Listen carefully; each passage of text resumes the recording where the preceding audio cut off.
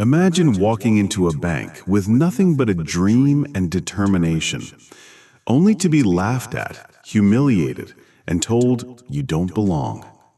That's exactly what happened to a young man named Ibrahim Traoré, dismissed, degraded, and racially profiled by a bank manager who believed people like him would never achieve anything.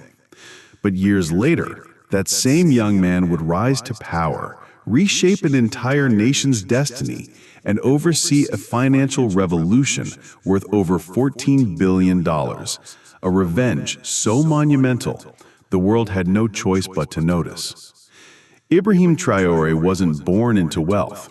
He grew up in Burkina Faso, one of the poorest countries in the world, where every meal was uncertain and every opportunity scarce. From a young age, he carried within him a deep hunger, not just for survival, but for dignity and respect. When he joined the military, he wasn't seeking glory. He was seeking a way to protect his people, to learn discipline, and to fight for something larger than himself. But poverty and racial prejudice constantly shadowed him, even in his own homeland. One day, as a young officer still trying to secure resources for education and community work, Traoré walked into a local bank. His goal was simple: to request a small loan to help fund a cooperative project. He wore his cleanest uniform, carried documents carefully arranged in a folder, and spoke with humility. But instead of being treated as a client, he was treated as an intruder. The bank manager, a man who prided himself on Western connections and wealth, looked him up and down, smirked, and said the words that would burn into his memory forever. "People like you will never build anything. You should know your place." That rejection wasn't just about money. It was about identity. It was about telling a young African man that he was powerless, worthless, and undeserving. What the manager didn't know, however, was that this humiliation would become the spark for something far greater, a revolution that would one day shake the world of finance, politics, and power itself. The sting of that moment never left Ibrahim. He returned to his modest home, staring at the rejection letter, feeling the weight of centuries of exploitation pressing down on him. He could have accepted it. He could have given up, like so many others before him who were told no simply because of who they were. But instead, he let the anger fuel him. Traoré began devouring books, economics, history, political philosophy. He studied the works of Thomas Sankara, Burkina Faso's revolutionary leader, who once dared to stand against global powers and insist that Africans could build for themselves. He began to see racism and economic oppression not as personal failures, but as systemic weapons meant to keep people like him in chains. While others mocked him for dreaming too big, he doubled down on discipline. Rising through the military, he gained the respect of his peers for his sharp mind and fearless courage. He understood something critical. The battle for dignity wasn't just fought with weapons, but with control over resources, land, and wealth. By 2022, Burkina Faso was in chaos. Terrorist attacks, economic collapse, and political instability left millions hopeless. That's when Ibrahim made his move. At only 34 years old, he led a bold coup, taking control not for greed, but with a vision of self-reliance. Critics laughed. Too young, too inexperienced, too African to stand against the West. But soon, his impossible vision began to take shape. He cut ties with exploitative systems that had drained his country for decades. He ordered the creation of a state-owned mining company, ensuring that Burkina Faso's vast gold reserves would no longer simply enrich foreign corporations. He launched Africa's largest gold refinery, reclaiming wealth that had always been stolen away.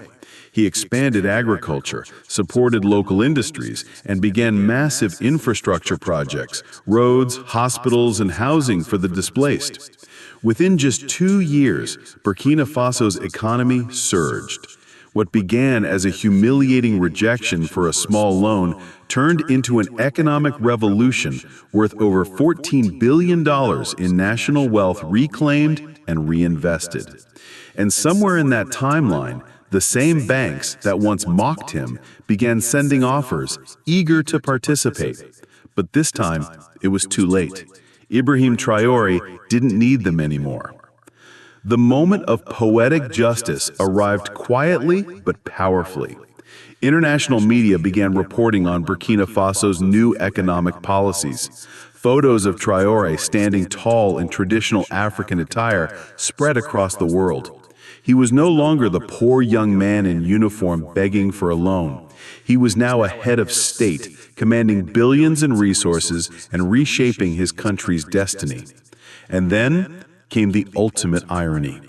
The very banks, those same institutions that once slammed the door in his face, were now lining up, offering partnerships, investments, and deals.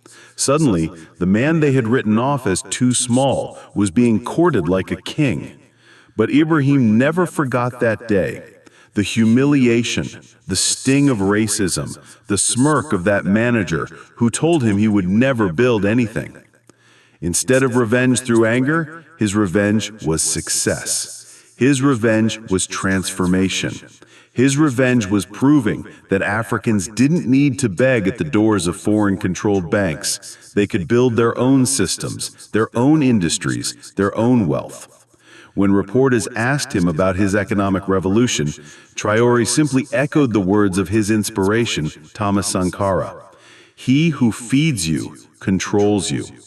And now, for the first time in decades, Burkina Faso was feeding itself. Today, Ibrahim Traoré stands not just as a president, but as a symbol of what it means to rise above racism, doubt, and humiliation. The rejection at that bank wasn't the end of his story, it was the beginning. By reclaiming billions in resources, he shocked not only the bank manager who once looked down on him, but the entire world that underestimated his people. His rise from humiliation to global influence is a reminder that the greatest revenge is not in anger, but in achievement. For millions across Africa and beyond, Traoré's journey represents hope that no matter how deeply racism tries to cut, resilience and vision can transform that pain into power. And for those who watch his story from afar, the question lingers. How many dreams have been killed by prejudice, and how many revolutions have been delayed by a single act of discrimination? The lesson is clear. Never let rejection define you. Never let racism dictate your worth. Because sometimes the very people who doubt you today will one day be forced to witness your success, powerless to stop it. Ibrahim Traoré's $14 billion revenge wasn't just for himself. It was for every young person told they weren't enough. And it leaves us with one final thought. When the world tries to lock the doors of opportunity, sometimes the best answer is to build your own house and invite your people inside.